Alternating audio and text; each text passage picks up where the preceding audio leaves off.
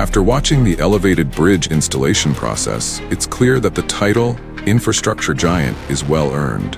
How are the hundreds of tons of concrete beams accurately placed on the bridge?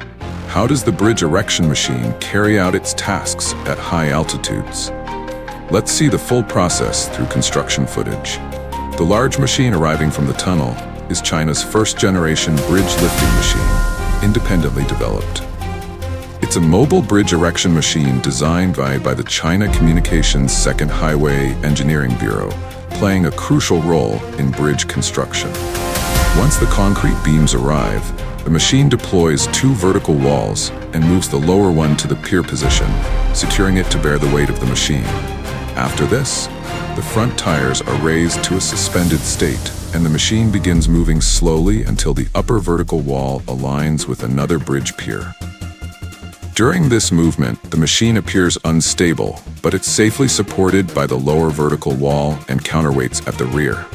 The center of gravity shifts as the vertical walls are adjusted. Once the lower vertical wall takes the weight of the machine, beam installation begins. The large machine, weighing 580 tons, will lift hundreds of tons of concrete beams and suspend them between two piers.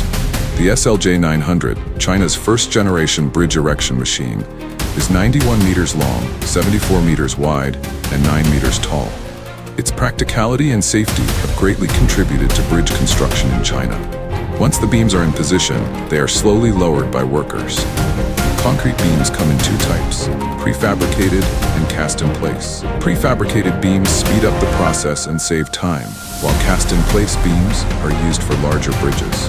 The installation is complete, and the machine returns, folding its arms and preparing for the next phase.